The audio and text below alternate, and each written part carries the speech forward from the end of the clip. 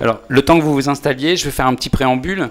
Donc, je suis Paul Monnier, je représente le groupe de travail sur la transmission. Je suis né après 62, et cette transmission, les premières phases, c'est l'oubli, puis la mémoire. Pour nous, en tout cas, génération suivante, c'est de mettre juste cette Algérie à la bonne place. Moi, ça a été mon questionnement. Je suis venu l'an dernier au colloque, et j'ai adoré. Ça a changé ma vie, je crois, justement, pour m'aider à passer ce cap. On a parlé de paradis perdu. Pour qu'il y ait un paradis perdu, il faut qu'il y ait une terre promise, d'une certaine manière. Et puis on a eu un aller-retour autour de la Méditerranée, un départ, puis un retour. Et on va aujourd'hui accueillir trois intervenants pour parler de cet esprit pionnier. Et on aurait pu l'appeler aussi pionnier de père en fils. Je voulais préciser quand même qu'on aurait pu aussi l'appeler pionnier de mère en fils ou de père en fille. Et car on va le voir avec nos trois intervenants, il y a des histoires justement de mamans qui ont été importantes et de transmission, ou de femmes qui représentent aujourd'hui cette transmission de cette histoire. Dans l'excellent exposé de Sylvain, j'ai retenu quelque chose qui m'a marqué, c'est qu'il y a des mythes. J'ai bien aimé le parallèle avec la Grèce. C'est vrai qu'on a des mythes. Moi, c'est un pays que j'ai complètement fantasmé. J'ai écrit une chanson qui s'appelle « J'ai mal, j'ai ri, j'ai le mal de ton pays ». Et je pense que c'est intéressant d'avoir un mythe et de lui mettre des limites. Ce sera la formule que j'utiliserai en introduction. Et je voudrais vous demander d'accueillir maintenant, alors en guise d'apéritif, on va parler de cuisine après, mais bien sûr je vais commencer par Maristella Vassero, qui représente l'Anis Cristal Limignana, on est même la directrice générale, et qui est un symbole mythique, puisque dans la culture, avant la cuisine, on commence toujours par un petit Anis Cristal. Bonjour Maristella. Avec nous également Jean-Pierre Navarro, juste à côté, qui a créé l'entreprise Sotranasa, spécialisée dans les câbles pour les télécoms, qui est allée jusqu'à 950 salariés, je crois. Donc on peut dire une réussite pionnière. Et Sotranasa Algérie aussi en 92, on en parlera sûrement. Donc un retour après l'indépendance. Ah, 2012, pardon. Voilà, il est aussi l'ex-président de la CCI de Perpignan et des Pyrénées-Orientales. Et pour les initiés, il est aussi un Encornais, donc d'une famille de sépia, mais ça je vous le laisserai l'expliquer hors antenne, sinon ça prendrait trop de temps. Bonjour Jean-Pierre. Bonjour à tout le monde. Enfin, Bernard Lemaître, fondateur et PDG, qui a été beaucoup cité par Sylvain tout à l'heure, fondateur et PDG de la société Stedim, spécialisée en biotechnologie. On est vraiment dans l'innovation et l'esprit pionnier également, qui a été coté en bourse, puis racheté en groupe, racheté par un groupe allemand, je crois, est devenu en 2007 Sartorius Stedim Biotech. Il est également aujourd'hui président du Rugby Club Toulonnais et au comité directeur de la Ligue nationale de rugby. Bonjour Bernard. Bonjour. Je les accueille tous les trois, c'est assez intimidant. Ce que j'aime bien dans ces questionnements, en tout cas nous ce qui nous a aidé, et on pourrait parler de psychologie, mais aussi de psychosociologie, de géographie, c'est qu'on va s'intéresser à votre histoire individuelle, et je suis convaincu que cette histoire individuelle, elle est en fait universelle. Alors, on va avoir un temps assez réduit pour la première question notamment, on va essayer de se transmettre un petit peu les informations. Ma première question pour chacun d'entre vous, elle va être sur cet esprit pionnier, justement sur les débuts. Donc on va commencer en guise d'apéritif, toujours je me répète, avec Maristella. La première traversée de la Méditerranée, elle se fait depuis Alicante, par deux frères, je crois, qui s'installent, et qui rejoignent un cousin qui a monté un bar. Ça commence comme ça. Ma question serait, est-ce qu'ils sont allés chercher fortune ? Oui, ils sont allés chercher fortune, hein, comme beaucoup de vos ancêtres, à vous tous, à la fin du 19e siècle, quand il y avait une grosse crise économique en Europe et particulièrement en Espagne. Beaucoup sont partis, ils ont traversé la Méditerranée pour chercher fortune ailleurs. Et mon arrière-grand-père a, lui, rejoint un cousin déjà installé à Alger. Merci. Bernard, lors de nos échanges, vous m'avez parlé du côté défricheur, et Sylvain en a parlé d'ailleurs, je vais vous passer mon micro, le côté défricheur de vos ancêtres. C'est vrai que ce terme est intéressant. Est-ce que c'est ce que ça représente pour vous, en tout cas par rapport à l'esprit pionnier, le côté défricheur que vous utilisez aussi dans votre métier, je crois? Bien, écoutez, je crois que le terme défricheur, en ce qui concerne ma famille, est tout à fait adapté, dans la mesure où mes ancêtres sont arrivés dans les pas de l'armée française, l'armée de Bugeaud, et à la suite d'un abbé qui était aumônier au sein de cette armée, est arrivé mon premier ancêtre, 5 générations avant moi, qui mourait un peu de faim en Ardèche en 1843. Voilà. Donc il a été le premier d'une longue lignée de cultivateurs qui ont effectivement défriché la terre, puisque ça faisait partie d'un lot de colonisation de 5 hectares avec une paire de bœufs et un petit peu d'argent. Voilà, un petit peu ce qui caractérise les origines de cette famille. Et je crois que, suivant la définition qui a été donnée par Monsieur Dureau, je crois qu'on est vraiment dans un contexte à la fois aventurier, pionnier et défricheur. Merci. Il y a aussi une migration. Quand j'ai échangé, j'ai eu la chance moi, de les avoir un petit peu en amont de cette table ronde. Jean-Pierre Navarro, quand on a échangé, vous m'avez parlé de la misère en Europe à un moment donné. L'Italie, des familles qui sont parties en barque, qui ont traversé la Méditerranée, qui se sont retrouvées d'abord en Tunisie, c'était le plus proche, puis en Algérie.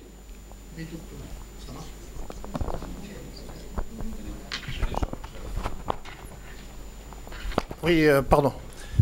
Oui, effectivement, pour nous, c'était, comme je suis né à Tébessa, donc Tébessa, c'est carrément au sud, pardon. Oui, comme je suis né à Tébessa, c'est tout à fait au sud, donc j'ai une famille qui venait. Alors, je ne me suis jamais trop intéressé à l'histoire et je m'y suis mis tardivement. Et donc, pour essayer de retrouver nos origines, donc du côté paternel, il y avait une partie qui venait d'Italie, l'autre partie de Sicile. Donc, donc j'ai voulu retourner à Torre del Greco, qui est un village à côté de Naples. Et j'ai rencontré ce jour-là donc un minibus, et vous voyez l'accent des gens, c'était tous des pieds noirs. Alors je me dis, mais qu'est-ce que vous faites là? Et me dire, nous sommes venus pour retrouver nos ancêtres aussi. C'est eux qui m'ont appris que nos ancêtres qui partaient, c'était la misère qui les faisait partir. Et ils partaient avec des barques, femmes et enfants avec des barques. Alors, comme maintenant on parle beaucoup de migrants, les migrants de l'époque, c'était nous. Oui, c'est bien de le rappeler aussi. Marie-Stella, juste pour terminer sur l'installation et le bar, c'est là qu'est né déjà l'Anis. Oui, donc le cousin qui a accueilli mon arrière-grand-père qui était jeune ado à cette époque-là, donc tenait un bar et mon arrière-grand-père a travaillé dans le bar du cousin. Et bah, évidemment, les immigrés, d'où qu'ils viennent, quand ils sont loin de leur pays, la seule façon de se souvenir un petit peu de leur terre natale, c'est autour d'une table et en écoutant de la musique. Donc mon arrière-grand-père a constaté que tous les Espagnols qui étaient installés à Alger réclamaient la paloma, donc l'anisette l'anisette espagnole. Et je ne sais pas comment, il en a fabriqué une première bouteille. Et voilà, l'aventure a démarré officiellement comme ça en 1884. On va faire un grand saut, on va parler du retour, donc la deuxième traversée de la Méditerranée. Redémarrage en France pour votre famille. Vous m'avez raconté quand on a discuté que votre grand-père, je crois, est mort à 71 ans, et votre grand-mère, qui était sûrement du même âge, a repris l'entreprise. Donc je voulais rappeler aussi dans l'esprit pionnier qu'il y avait déjà une anticipation sur la parité, même si on sait très bien que les pieds noirs masculins n'étaient pas du tout machos. Les pieds noirs sont des hommes comme les autres.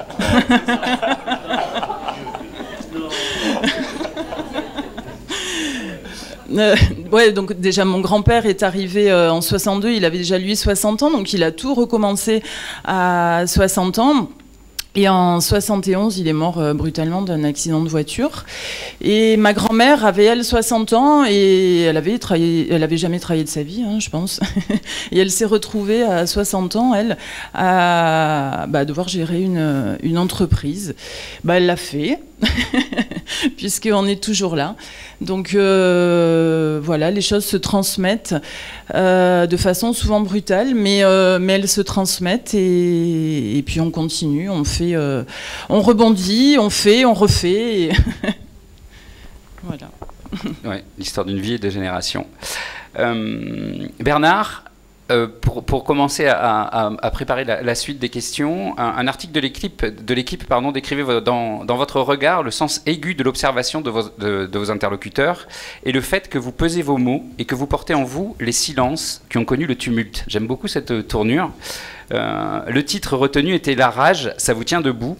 Alors bien sûr, on pourrait faire un parallèle sportif avec votre actualité, mais votre vie de chef d'entreprise a dû mener aussi ce genre de combat. On parle de verticalité et d'humanité, et il y avait une soif de revanche à un moment donné, enfin en tout cas une rage qui vous a porté. Oui, ça m'oblige à parler un petit peu de moi, je suis désolé. Oui, bon, j'ai 84 ans, j'ai déjà une longue histoire. J'ai vécu très douloureusement la fin de la guerre d'Algérie, comme militaire, combattant. Le départ d'une partie de ma famille d'Algérie, d'une autre partie de Tunisie, dans des conditions épouvantables. Et puis, bon, une réinstallation en France où tout le monde s'est peu à peu éteint. Et effectivement, le mot rage est un terme, je crois, approprié parce que j'ai été habité par cela et ça continue. Ça continue, ça se propage dans d'autres domaines, c'est la rage de gagner, la rage de vaincre, etc. Et c'est un sentiment qui est peut-être trop fort, qui est excessif, mais qui, je crois, effectivement, vous aide à vous tenir debout. J'ai connu d'autres familles, d'autres gens qui n'ont pas été animés par un sentiment aussi brutal, aussi fort, aussi permanent, et qui n'ont pas pu réussir dans leur reconversion. Voilà. Alors par rapport au sport, je crois qu'il y a effectivement quelque chose, parce que la rage de gagner, c'est quelque chose qui doit animer toujours une équipe qui a des ambitions ou un individu qui a des ambitions. Je crois que le terme qu'a utilisé ce journaliste, je l'ai découvert après, en lisant l'article, est tout à fait approprié. Merci. Un ange passe. Jean-Pierre, vous aussi une histoire d'une maman. Votre père va mourir très jeune, à 39 ans. Et c'est votre maman qui va reprendre la société. Donc on a une deuxième femme, enfin une troisième même, voilà, qui est importante dans cette histoire. On peut parler d'une transmission de mère en fils, justement pour le coup, même j'imagine que vous aviez quand même pas mal suivi votre père aussi sur les chantiers. Vous avez commencé à l'URSSAF et puis vous êtes un peu ennuyé. Vous avez eu besoin de reprendre le flambeau, ou en tout cas de créer quelque chose, et vous êtes revenu à vos premières amours. Et en 2012, donc vous avez même créé une antenne en Algérie avec une quarantaine de salariés, je crois, avec votre bras droit algérien qui était de Montpellier. Oui, ça marche bien. Oui, effectivement, en écoutant Sylvain, j'ai retrouvé un petit peu tout ce qu'on avait vécu. Effectivement, je fais partie d'une famille où on était 5 générations de chefs d'entreprise, sans qu'il n'y en ait aucun qui ait succédé à l'autre. Donc, ils sont arrivés d'abord en Tunisie, puis après en Algérie. Et puis, mon père est resté en Algérie, donc c'est lui qui avait l'entreprise. Et donc, effectivement, il est malheureusement mort à l'âge de 39 ans. Donc, quand j'avais 13 ans, vous savez, quand on est jeune, le père, c'est le bon Dieu, quoi. Surtout qu'il y avait l'attachement à la chasse. Vous savez, la gloire de mon père, c'était tout à fait ce qu'on vivait en Algérie avec la chasse. Donc, et puis, j'ai vécu les chantiers, donc j'ai aimé cette vie. Manque de peau, donc il y a eu cette contrainte, cette difficulté. Donc, on n'a jamais eu trop de problèmes, même pour exercer l'activité pendant la guerre. Donc, nous, TBSA, c'était assez reculé. Il y avait très peu d'Européens, donc avec beaucoup de musulmans, mais on avait bien travaillé ensemble avec les musulmans. Donc le bras droit de mon père, c'était un musulman, donc il avait créé l'entreprise avec lui. Et il avait 300 salariés, sauf que quand il est décédé, c'est ma mère qui a pris la succession de l'entreprise. Donc elle s'est retrouvée de perdre son mari, une grande difficulté. Et puis surtout, nous, on travaillait à l'époque, comme mon père faisait plutôt des gros travaux d'aéroport, d'autoroute, de route. Donc il avait une carrière, il y avait 300 personnes et on travaillait effectivement que pour l'État français à l'époque. Donc en fin juin 62, donc comme l'indépendance était là, donc l'État français ne nous a pas payé et j'ai mon oncle qui était colonel dans l'armée à l'époque. Il m'a dit, si vous ne faites pas les salaires de juin, vous allez vous faire égorger. Donc j'ai même pas vu le départ. On est venu me chercher en Jeep à l'école. Je suis parti de l'école à Bonn et de Bonn à Perpignan. Je suis arrivé à Perpignan, comme on dit, une main devant, une main derrière. Donc on est parti précipitamment. Et donc c'est là effectivement que... Alors ma mère qui avait vécu cette époque difficile, avec nos mères, puisqu'avec nos mères, Alain Aquilina, on a fait nos préparations ensemble. Donc rentre dans l'administration. Mon fils rentre dans l'administration, il avait tellement vécu de difficultés avec l'entreprise. Et donc, effectivement, au lieu de la police, j'ai préféré l'URSSAF à Perpignan parce qu'il y avait la mer. Et effectivement, j'ai passé 2 ans, mais c'était terrible pour moi, je ne pouvais pas. Et donc, j'ai eu l'opportunité d'être embauché par une entreprise qui faisait des travaux publics. Et j'ai lancé ma boîte de travaux publics, donc c'était en 1974. Donc, mon premier salarié était en 1974. Et puis, c'était à l'époque du boom des télécoms, puisqu'à l'époque, c'était le 22 Asnières, l'image de Fernand Reynaud. Donc, il fallait tout créer. Donc j'avais énormément de travail, on était monté jusqu'à 300-400 personnes. J'ai eu effectivement des difficultés parce que quand on avait fini l'automatisation qu'on appelle, quand on n'avait plus de standardistes, j'avais 300 ou 400 personnes, donc j'ai dû licencier, déposer le bilan, mais je suis reparti parce qu'à l'époque c'était la révolution, c'était la fibre optique. J'étais le premier en France à m'intéresser à la fibre optique. Grâce à Mitterrand, il a fait de Montpellier la première ville câblée fibre optique. Donc, en étant de Perpignan, j'ai foncé sur la fibre optique et on était une des principales entreprises en France de fibre optique. Donc on a grossi, on est 950 aujourd'hui. Donc, j'ai mes enfants qui travaillaient puisque c'est une entreprise. J'étais la dernière PME en France, donc il n'y avait plus de PME en France. Mon client me poussait à vendre, donc j'ai vendu par hasard donc, à un Algérien, en définitif, qui avait une entreprise donc, de 2000 personnes qui était installée au Luxembourg. Donc, comme quoi, je me suis dit, vous savez, il y en a qui... On parle des difficultés de l'intégration, il y en a qui sont très bien intégrés.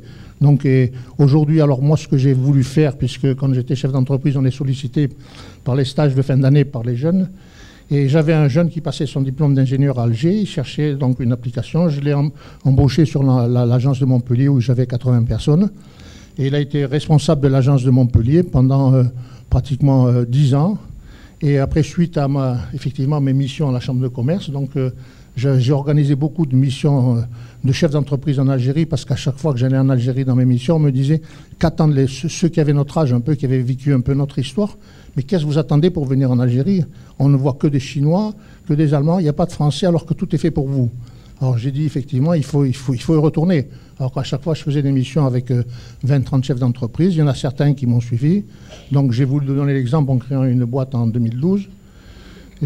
Donc il faut que l'associé algérien qu'il ait la majorité des parts, donc c'est mon gars qui est resté là-bas. Donc, hein, et on a embauché une quarantaine de personnes. Donc on fonctionne, mais moi je suis en train de leur donner toutes mes parts donc au salaire là-bas parce que c'est effectivement très difficile d'y travailler.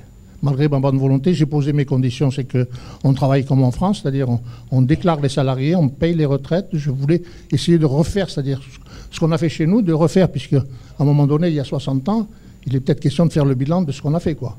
Mais malheureusement, tous mes salariés que j'ai là-bas, la seule chose qu'ils me demandent, ils disent « Monsieur, quand est-ce que vous nous rapatriez en France ?» quoi. Rapatrier, le mot est bien choisi. Oui.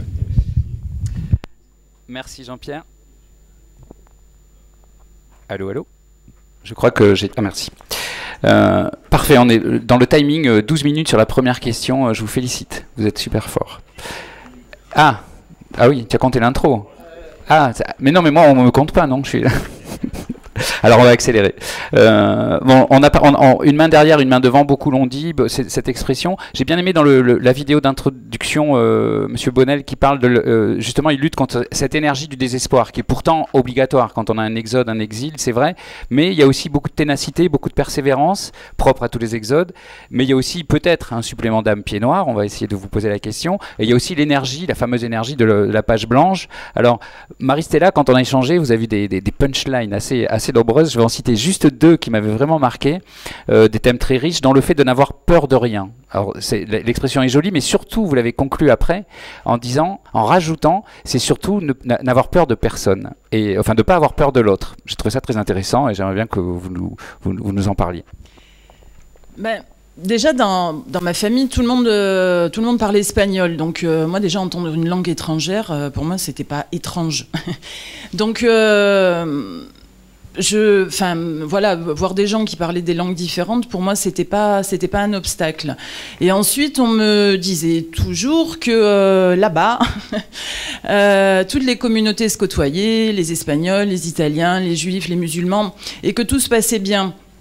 Donc, pour moi, encore, avoir autour de moi des gens de culture ou de langues différentes, c'était pas quelque chose de compliqué à appréhender pour moi. Donc j'avais aucune gêne à rentrer chez les gens ou à faire rentrer les gens chez moi.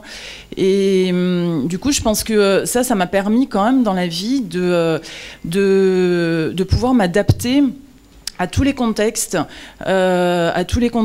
à toutes les situations, et de jamais avoir peur en fait quand un imprévu arrivait. quand j'étais face à un imprévu ou à quelque chose auquel je m'attendais pas, c'était pas grave. Je faisais avec et j'avançais malgré tout. Je m'arrêtais pas là. Et je pense que ça, dans un esprit d'entreprise, quand on est à la tête d'une entreprise, c'est quand même une qualité assez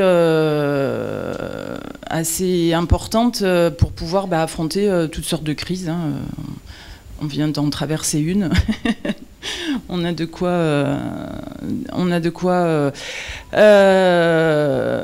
devoir improviser et prendre des décisions à la hâte et sans avoir trop réfléchi en amont. Donc avoir des qualités, je pense, de polyvalence et d'adaptabilité, c'est quelque chose qui aide beaucoup dans la vie de tous les jours. Merci. Bernard, on va revenir un petit peu sur une séquence émotion, mais c'est vrai que c'est touchant de vous écouter et de se dire, moi par exemple, en tant que génération née après 62, je sais que j'ai fantasmé un pays parce qu'il y a eu beaucoup de non-dits aussi, mais il y a des choses qui sont peut-être indicibles et qui sont compliquées. Surtout, moi j'avais un père qui avait fait la guerre aussi, donc forcément je pense qu'il y a plein de choses qu'il n'a pas pu évoquer. Et alors, il y a des lieux dits et il y a des lieux non dits. Comment ça s'est passé, vous? C'est très difficile de transmettre la douleur. Et comment on y amène un petit peu de douceur? Je sais pas. Alors, si on aime autour de soi, je suis pas sûr qu'on ait envie de transmettre la douleur. Et c'est quelque chose que j'ai bien remarqué dans le livre de M. Ripoll, que j'avais beaucoup apprécié. Et tout ce qui a été dit sur cette difficulté de transmettre ça. En ce qui me concerne, j'ai eu la malchance, ou la chance, parce que ça vous construit aussi, mais la malchance de connaître des événements terribles. Vous savez, quand vous arrivez dans une mechta et que vous reconnaissez ce qui s'est passé rien qu'à l'odeur à 200 mètres, vous avez tout compris. Et puis après, vous découvrez le reste. Et puis quand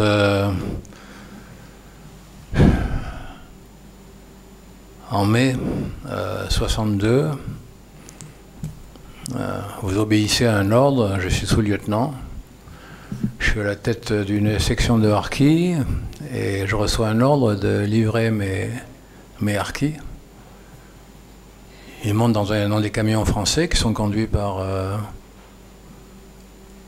d'autres gens d'une autre unité, c'est surprenant, et j'apprends qu'ils ont tous été égorgés 200 km plus au sud. Voilà. Donc ça, ce sont des choses qu'on ne peut pas raconter, je vous le dis, parce qu'on me pose la question.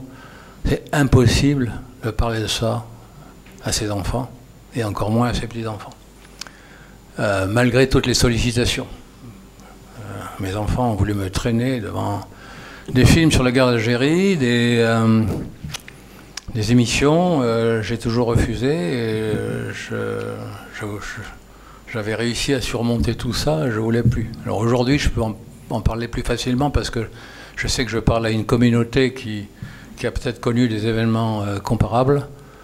Voilà, le non-dit, c'est quelque chose qui est dominant en moi. Et qui malheureusement s'est étendu à autre chose qu'à ces événements tragiques, ce qui est lié aussi au fait que, comme certaines personnes, je n'aime pas beaucoup m'épandre. Voilà. Comment on rebondit et qu'est-ce qui vous a servi pour avoir la réussite d'entrepreneur que vous avez eue pour revenir sur le sujet pionnier? Qu'est-ce qui vous a servi là-dedans? Ça, c'est une forme de... Oui, ça, voilà. On parlait de la rage qui vous tient debout. Voilà, à partir de là, tout s'enchaîne. Et on a envie de faire, ce qui fait que à 81 ans, j'ai pris la tête du rugby club toulonnais. Je peux vous dire que c'est lourd. En plus de mes activités de gestion de ma société financière, d'une fondation familiale qui nous occupe beaucoup avec ma femme, à but caritatif. Donc voilà, c'est l'action. C'est l'action qui vous tient debout, c'est l'esprit de revanche, c'est c'est quelque chose qui est très très fort quand on a vu s'effondrer autour de soi beaucoup de choses. J'étais adulte, moi, en 62. J'étais non seulement adulte, mais un adulte très très formé et très exposé aux événements. Voilà, donc, est-ce que je réponds à votre question? La communauté, vous en est reconnaissante. Merci beaucoup. Jean-Pierre, lors de nos échanges, vous avez aussi évoqué la même expression que Marie-Stella, peur de rien, et que pour vous en sortir, ça rejoint aussi ce que dit Bernard, il fallait bouger, avoir du mouvement. Vous avez aussi utilisé cette phrase que j'ai si souvent entendue, Yaka Faucon. Est-ce que c'est une expression pied noir? Est-ce qu'elle est dans les... Où elle est... Non, pas tout à fait, non, pas tout à fait. Pas encore, pas encore. On aurait mis l'accent quand même. Oui, effectivement, donc je vous rejoins effectivement. Dans la vie de l'entreprise, c'est une vie de difficulté. Donc vous avez tous été chefs d'entreprise. Faire les salaires déjà à la fin du mois, c'est déjà un grand problème. Donc il faut les faire tous les mois et puis il faut s'assurer que vous puissiez les faire. Donc alors, quand je vous ai dit effectivement sur Yaka Faucon, parce que comme je vous ai expliqué, donc mon père est mort jeune. Je me suis accroché à l'église, donc parce que vous savez, pour moi, ça a été le moment le plus difficile de ma vie. Et j'ai toujours été dans les écoles religieuses, parce qu'en Algérie, donc c'est là qu'on s'est rencontrés avec mon copain à Alzon, à Bonn. Et puis après, d'école religieuse en école religieuse, et je suis arrivé ici, j'étais à Narbonne, donc à Narbonne, donc je me destinais à être prêtre, parce que je m'occupais un peu de tout ce qui était cérémonie avec le prêtre de l'école, donc j'avais envie d'être faire prêtre, et à chaque fois mon mentor prêtre me disait il faut faire ci, il faut faire ça, il faut faire ça, donc effectivement je trouvais que c'était toujours un peu décalé par rapport à la vie qui se passait sur le terrain. Et puis après, donc les périodes que je vous ai dit où j'étais à l'URSSAF, comme j'ai voulu suivre toujours, je faisais partie des jeunesses étudiantes catholiques, des jeunesses ouvrières catholiques, donc j'ai voulu effectivement continuer un peu cette mission au sein de l'URSSAF. J'étais délégué syndical CFTC, puis c'était les travailleurs chrétiens. Et là, je vivais avec les autres syndiqués. Yaka Faucon. Alors, à un moment donné, j'en ai tellement marre, j'ai dit, si le monde s'y met, on s'en sort. Mais s'il y a Yaka Faucon, il faut qu'on sorte de là et qu'on s'y mette. C'est là que j'ai créé ma boîte, parce que je me suis dit, à faire ça, on n'avancera jamais, quoi. Et c'est effectivement de retomber, alors effectivement, chef d'entreprise, de tomber, ça arrive souvent, quoi. Hein. C'est-à-dire que moi, j'ai eu un dépôt de bilan, donc c'est très éprouvant, donc il faut rebondir à chaque fois. Alors après, ce que j'ai remarqué, c'est qu'on a toujours envie d'entreprendre. C'est-à-dire qu'aujourd'hui, moi j'ai 75 ans, et j'entreprends à nouveau, quoi. C'est-à-dire que j'arrête pas. Donc en plus de l'Algérie, donc je fais des investissements en France sur des gros chantiers. Et je me suis aperçu en plus, par rapport à ce que disait Sylvain, je pense qu'il y avait aussi une partie de gêne, je crois, dans certaines familles, parce que mes enfants, alors que j'ai ma fille qui était par exemple enseignante dans l'éducation nationale, comme elle ne faisait que 12 heures par semaine, j'ai dit 12 heures par semaine, c'est ce qu'on fait nous dans une journée, tu vas venir le reste du temps en entreprise. Alors elle a fait pendant un an, et puis tout compte fait, elle a laissé tomber l'éducation nationale pour venir dans l'entreprise, et je m'aperçois que tous mes enfants ont créé leur entreprise comme moi, mais qui n'ont rien à voir avec la mienne en définitive, hein, puisqu'ils sont partis, ils ont créé leur boîte, et je pense que dans cette partie donc, de pionniers, il y a cette envie de construire. Alors peut-être qu'effectivement on fait partie d'une famille d'entrepreneurs, quoi, parce que dans mes deux branches qui étaient celle qui venait de Sicile était entrepreneur, les autres étaient plus dans la culture, puis c'était des chefs de musique. Il avait une clique à Soukaras, donc, et c'est là que j'ai appris effectivement que les gens se relevaient, parce qu'en Algérie, ce qu'on a oublié de dire, c'est que les gens mouraient. C'est-à-dire que moi j'ai une arrière-grand-mère qui était morte du typhus, son mari était venu avec 2 petits-enfants donc, à Soukaras. Alors Soukaras, j'ai découvert que c'était la ville des lions. Le pauvre, il avait été tué par un lion en allant à la chasse. Donc, et ces 2 enfants ont été adoptés par 2 familles différentes qui se sont retrouvées 40 ans après. Donc c'est pour vous dire que nos ancêtres, c'est une race de géants qui ont eu des trucs énormes. Merci. Une race de géants. Prêtre, URSSAF, géant. Pour conclure notre table ronde, une dernière question à tous les trois. Bernard, il y a dans votre nouvelle vie de président du RCT, pardon, vous avez créé un centre de formation. Donc j'ai trouvé que dans le point commun que vous aviez tous les trois et qui naissent autour de cette tradition de la transmission et de l'esprit pionnier, il y a justement cette transmission. Donc le centre de formation, pour vous, c'était important avec votre fondation, je crois. Oui, en fait, je suis arrivé pour ça, je suis arrivé pour créer quelque chose, parce que le club avait des titres prestigieux, mais il n'avait aucune infrastructure. Donc ma première intention était de les créer. En fait, c'est un centre d'entraînement de haute performance et de formation qui est aujourd'hui considéré comme unique dans le monde du rugby mondial. Voilà. Et dont je suis très fier, que je vous invite à visiter. Si vous venez à Toulon, vous êtes les bienvenus. Je serai très très heureux de pouvoir vous accueillir personnellement. Indépendamment de cela, il y a une notion très très forte de transmission dans le sport. Je dirais que une carrière de joueur, mais même une carrière de dirigeant, c'est fait pour ça, c'est fait pour transmettre, en particulier transmettre des valeurs, un mot qui est particulièrement fort en rugby, et puis transmettre des traditions, transmettre l'histoire du club, c'est tout ce que les anciens ont créé, donc tout ça c'est très très très très présent, effectivement. Enfin, un dernier mot, c'est que ce que je crée, ce que je construis, c'est pour 30 à 50 ans devant. Donc vraiment, c'est pas pour en bénéficier personnellement, car je serai sûrement plus là. Ah, bravo.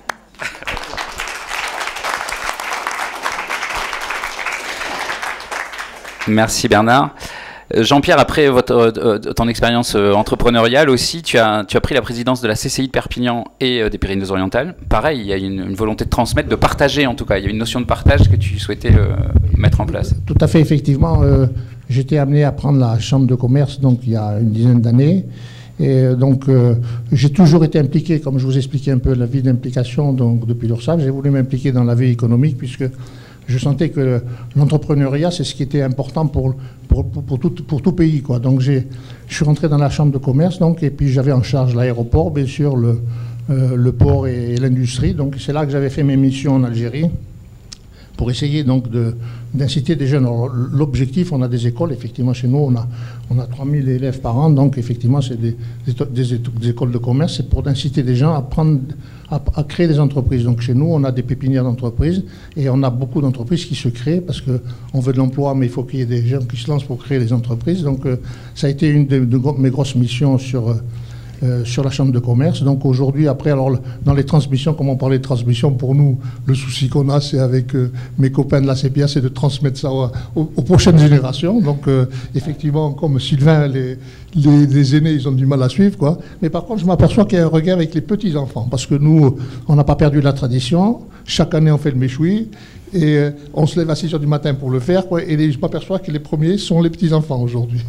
Donc mon idée, c'est ça, c'est de transmettre, quoi. Merci beaucoup. Marie-Stella, on pourrait faire une petite conclusion sur nos échanges. Alors vous m'avez fait rire quand des fois elle a des interviews parce que c'est très connu, l'Anis Cristal Liminiana, et les journalistes lui demandent mais c'est quoi votre R&D, recherche et développement? Oh bah là c'est facile, hein, il y a R c'est René et D c'est moi. J'ai bien aimé sa réponse. Et pareil, vous m'avez beaucoup parlé tu m'as parlé beaucoup de valeurs humaines qui guident tes pas comme ceux de tes aïeux. Il y a des expressions de ton grand-père et tu te dis que ce qu'il faisait était bien et qu'il était avant-gardiste aussi. C'était lutter pour continuer d'exister, être adaptable, voilà, et à tenir parole. Donc aussi, tu reviens un petit peu sur ce que dit, tu rejoins Bernard sur les valeurs humaines. Oui, les valeurs humaines je suis convaincue qu'elles se transmettent de génération en génération et même parfois elles sautent des générations parce que moi j'ai pas connu mon grand-père et quand on me parle de lui, je trouve que sur certains aspects, je lui ressemble beaucoup. Et je sais pas, par exemple aujourd'hui on entend beaucoup parler de sobriété, de consommer local. Pour moi, c'est un petit peu comme si on réinventait l'eau chaude. Moi, j'ai pas besoin d'une loi pour qu'on m'explique qu'il faut que j'éteigne l'enseigne le soir en quittant mon usine. Finalement, en fait, c'est du bon sens, c'est être avant-gardiste. Est-ce que c'est pas ça, finalement adopter des modes de fonctionnement intemporels qui fonctionnent quelle que soit l'époque, quelle que soit la situation. Éteindre les lumières en partant, qu'on soit en crise ou pas en crise, finalement, faut le faire, quoi. C'est la base. C'est quoi la base déjà? Merci beaucoup. Sylvain, tu voulais réagir ou j'ai cru que tu avais levé la main à un moment, mais... Ouais, sur les questions-réponses. très rapidement sur trois points tout à l'heure. Ok, c'est parfait. Ben, on est dans le timing, 5 minutes. Ok. Ben, moi, je voulais vous remercier déjà. Je crois qu'on a 3 géants à cette table ronde et une géante, enfin 2 géants et une géante. Donc merci beaucoup d'avoir participé. Être attaché à un pays, l'Algérie, Ouattani, comme on dit en algérien, je crois, enfin en arabe, enfin un attachement, pour nous tous, il y a eu un arrachement aussi, qu'on l'ait connu ou pas connu, on a cette absence. Je voulais chambrer Sylvain par rapport au côté scientifique au départ, et heureusement qu'il y a des historiens, des psychos et des sociologues qui savent évoquer tout ça, et en prenant en référence un rugbyman célèbre, qui le disait malheureusement pas avec l'accent pied noir, mais il disait dans la vie, il y a les gros mensonges, les petits mensonges, pardon, il y a les gros mensonges, et puis il y a les statistiques. Alors, j'ai pas pu la faire. J'adore cette phrase, sauf que j'ai pas pu la dire au début, juste après ton intervention, parce que c'était tellement brillant que c'était indéniable, inéluctable, donc c'était intéressant. Et je trouve qu'on a parlé beaucoup de ténacité, de persévérance, d'aller de l'avant, de n'avoir peur de rien, de ne pas avoir peur de l'autre. C'est peut-être la phrase qui m'a le plus marqué dans ce débat. Et puis un brassage de culture. On a parlé d'Italie, d'Espagne, de juifs, de musulmans, de catholiques.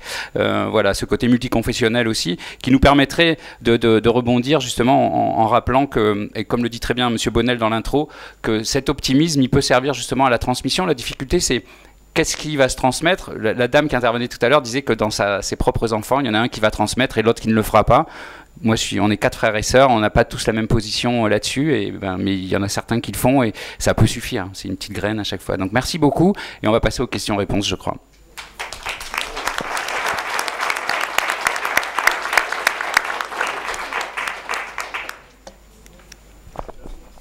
Ah, ou peut-être Sylvain fait un premier, désolé, ouais.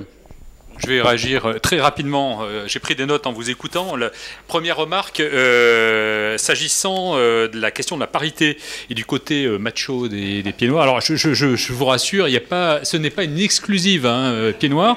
Il faut savoir que la femme et entrepreneuriat de par le monde, c'est quelque chose qui se concilie pas tout à fait. Donc, ça ne veut pas dire que dans la réalité, il n'y ait pas des femmes entrepreneurs. Mais ce que je veux dire, c'est que leur travail est très souvent contenu dans l'ombre. Et notamment, alors que ce soit la page d'histoire en Algérie, c'était une réalité, mais c'est vrai aussi après.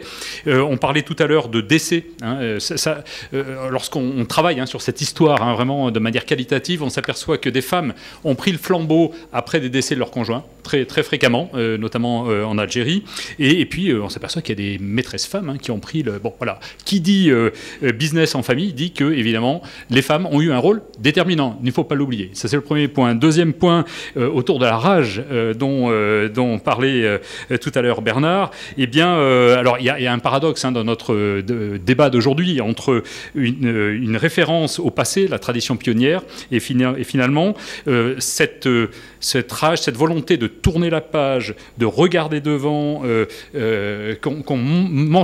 mobiliser en tous les cas les entrepreneurs depuis les années 60 dans ce groupe social.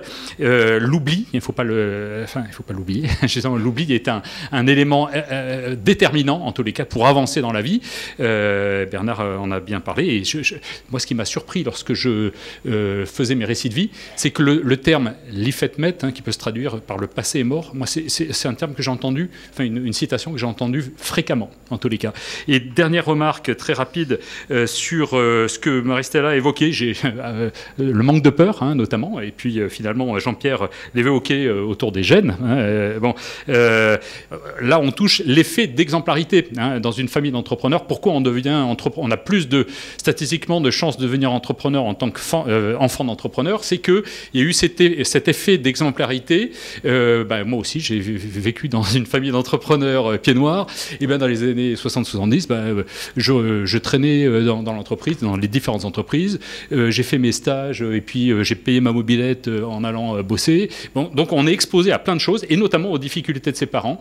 Et évidemment, tout ça sert dans la vie et à un moment, ça ressort. C'est ce qu'on appelle le capital social, finalement, dont on hérite, qui se constitue concrètement par la réalité des faits. Voilà ce que je voulais dire en tous les cas.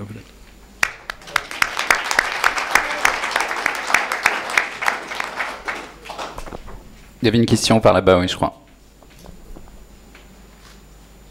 Essayez de faire vite parce que c'est une particularité de transmission. Je suis née en début novembre 54 et j'ai fait le lien il n'y a pas longtemps parce que j'ai jamais entendu parler de rien. Sauf que mon grand-père était la 5e génération née en Algérie et qu'à la maison familiale qui reste à Fréjus, il y a un palmier qui se porte comme une fleur, qui n'est pas vacciné et qui ne prend pas la maladie. Et donc le palmier est la transmission. Il est en plein devant la maison.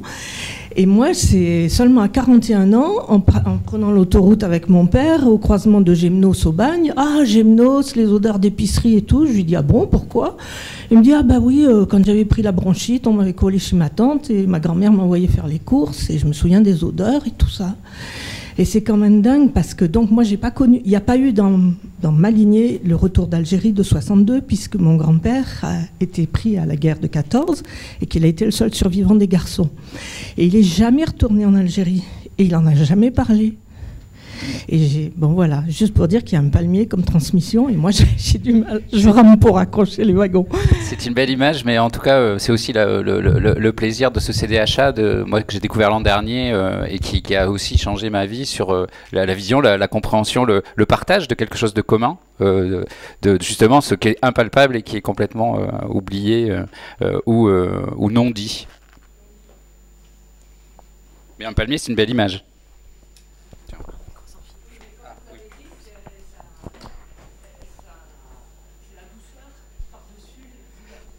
C'est toute la difficulté de l'histoire en général. Et toutes ces petites histoires qui font la grande histoire.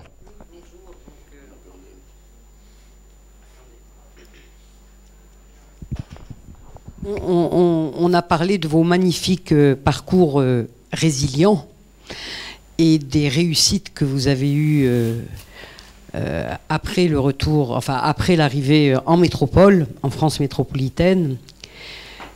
Moi, je pense à tous ceux qui n'ont pas pu se relever. Et ça m'intéresserait de savoir si, dans toutes vos études et dans tous vos interrogatoires, vous avez pu avoir justement des enfants de gens cassés, définitivement cassés. Et enfin, je pense que dans chacune de nos familles de rapatriés, on a des exemples autour de nous. Moi, j'ai un oncle qui a fait la guerre d'Algérie, qui était militaire, et enfin, qui a fait son service militaire dans la guerre d'Algérie, qui s'en est jamais remis. Il a fini alcoolique chez ses parents, sans rien faire. Enfin, il y a eu des gens totalement brisés.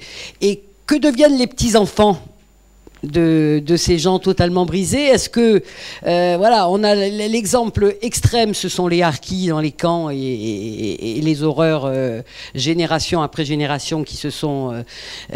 voilà. Et chez les rapatriés, est-ce que vous avez pu voir un petit peu cela et quantifier? Voilà. Hubert va vous répondre. Je pense qu'il a de la matière. Bon, il est clair... Pardon. Il est clair qu'il y a une sur-réussite des enfants des pieds noirs, d'une manière générale, et des enfants des pieds noirs. Il y a une sur-réussite. Mais dans l'enquête que j'ai pu mener sur environ 1 millier de personnes, qui leur posait la question suivante, est-ce que l'histoire algérienne de vos parents, alors des personnes nées après 62, est-ce que l'histoire algérienne de vos parents vous a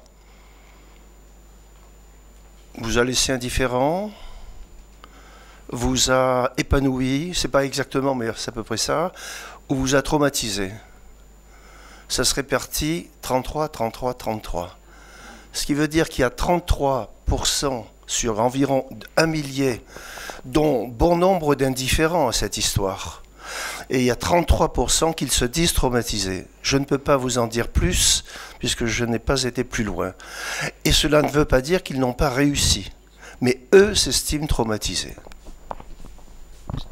Merci Hubert. J'ajouterai un truc pour les générations suivantes. Le groupe de travail sur la transmission réfléchit à mener une action parce qu'on a identifié des périodes de crise psychologique fortes et qui avaient toutes un point commun, c'était comme un membre fantôme. Vous voyez ce que je veux dire, de l'Algérie. Donc quelque chose qui nous réunit, on en a beaucoup parlé, il y a des gens qui ont fait même d'excellentes conférences là-dessus en interne, et on va essayer de voir comment on le fait vivre, parce que c'est un vrai questionnement, et il est intéressant, bien sûr. Et j'imagine que statistiquement, il doit y avoir aussi autant de réussites que d'échecs. Voilà. On revient à la douleur et à la douceur. Comment faire vivre les deux? Vous aviez peut-être d'autres réponses? Il y a une autre question au fond. Non, juste, Monsieur le Maître, vous avez fait allusion tout à l'heure au rapatriement de harkis. Je suis allée voir le film sur le harki qui est sorti récemment et c'est tout à fait ce que vous avez dit. Je conseille à tout le monde d'aller le voir. C'est un film très émouvant, glaçant. Mais pour parler justement de la nécessité de transmission, je pense que c'est un film très important. Moi, je suis allée le voir avec une classe où il y a une grande majorité de Maghrébins et je trouve que c'est très important pour eux de voir ça et qu'on puisse en parler. Parce que tout à l'heure, il a été fait allusion au fait qu'il faut parler de l'histoire. Le problème, c'est que dans les écoles, on ne parle pas de la guerre d'Algérie. Et comme on n'en parle pas, chacun à la maison entend des choses. Et ce film, pour ça, est à la fois très beau et en même temps montre le rôle de la France et de ce lieutenant qui, lui, ne va pas laisser tomber et va tout faire pour pouvoir en rapatrier une partie tout au moins. Voilà. Oui, merci pour cela. Je suis tout à fait conscient de ça, vous savez, je culpabilise beaucoup par rapport à cette non-transmission. Il me reste peut-être un peu de temps pour écrire des choses, pour ma famille, bien sûr, et peut-être que je vais le faire. Mais je sais que, si vous voulez, la question qui s'est sans arrêt posée à moi, c'était est-ce que je dois transmettre la douleur? Est-ce que je dois transmettre ça aussi? Vous voyez? Je préfère transmettre des valeurs de la vie, positives. Transmettre cela, je n'ai jamais pu le faire. Alors, est-ce que c'est par amour? Est-ce que c'est par... Peut-être que M. Ripoll, psychologue, doit savoir expliquer ça mieux que moi. J'ai jamais résolu ce problème. Merci, madame. On va faire la pause, une petite pause café.